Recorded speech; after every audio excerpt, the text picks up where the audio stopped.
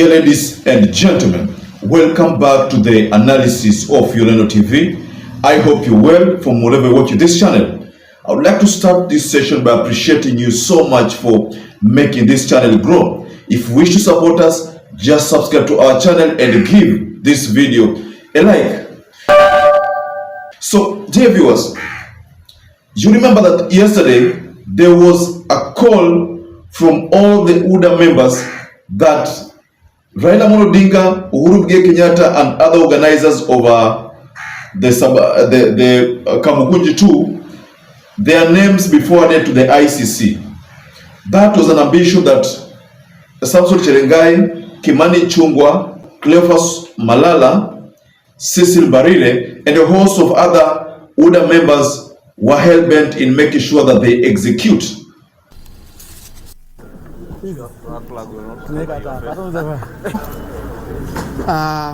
Na wananchi watukufu, karibuni sana. The protest resulted in the following. 1. 9 lives were lost in Mlolongo and Kitengela. 2.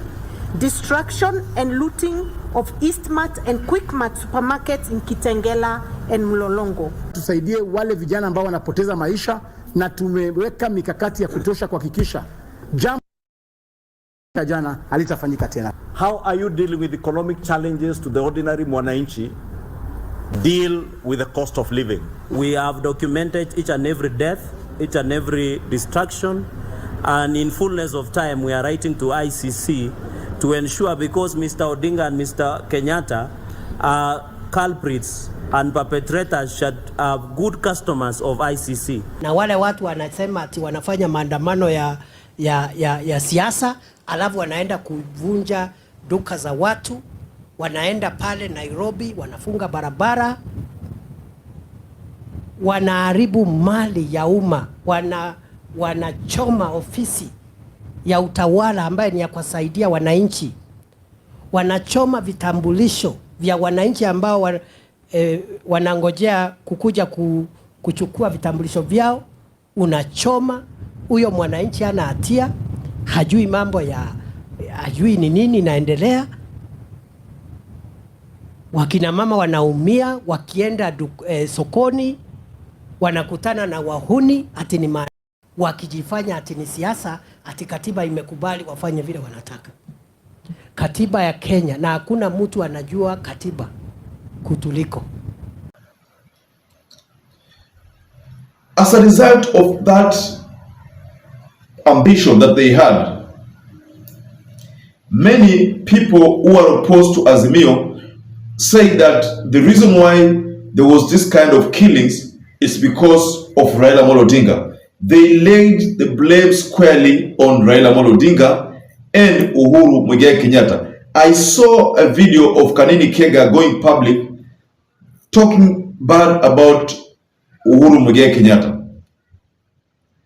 But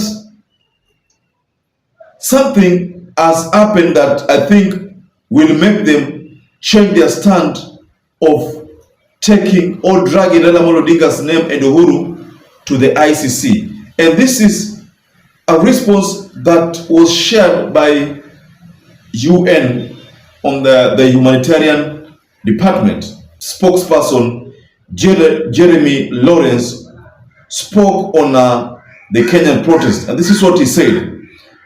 The UN Human Rights Office is very concerned by the widespread violence and allegations of unnecessary or disproportionate use of force, including the use of firearms by police during protests in Kenya. Reports say that up to 23 people have been killed and dozens injured in the demonstrations in the past week. We call for prompt, thorough, independent and transparent investigations into the deaths and injuries. Those responsible must be held to account.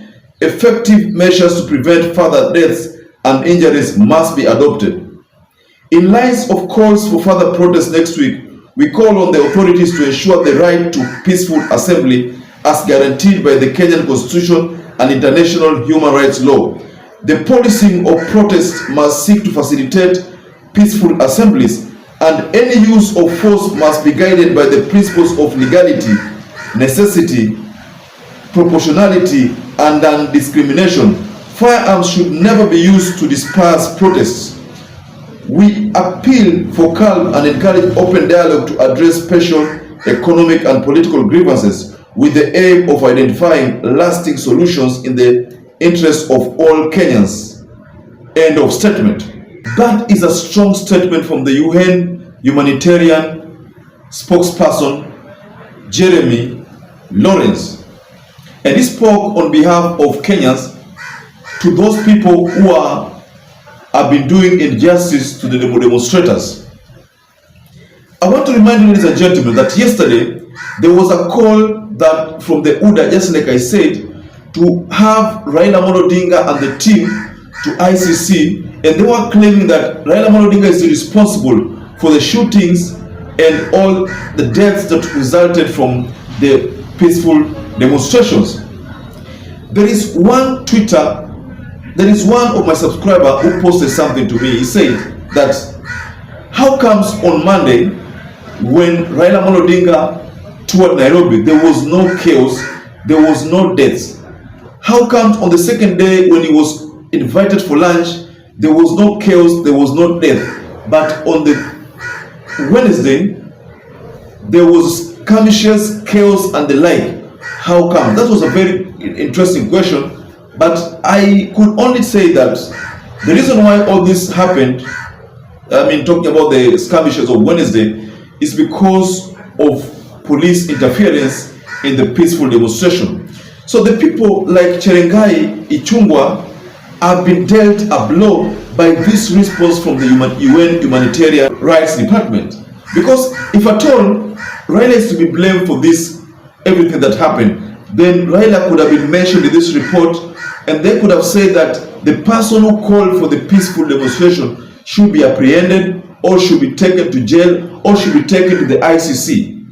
But what they said is that there should be equal rights to demonstration, peaceful picketing, that the rights of demonstration as enshrined with the Constitution of the Republic of Kenya, that should be accorded to the people of the Republic of Kenya. So what, in a nutshell, what this means is that the maandamanos which were conducted yesterday or a day before yesterday were within the confines of the law. So what does that mean? That means that William Ruto and the team are the ones who are supposed to be blamed. The police are supposed to be blamed for mishandling those demonstrators.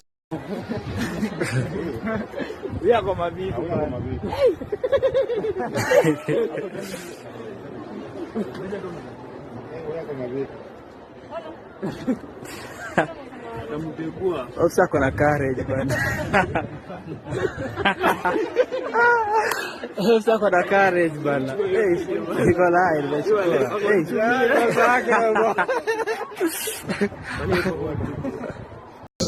The people in the UDA government or in the UDA party are supposed to be blamed for propagating this narrative of skirmishes. And they are the reasons why this had to happen.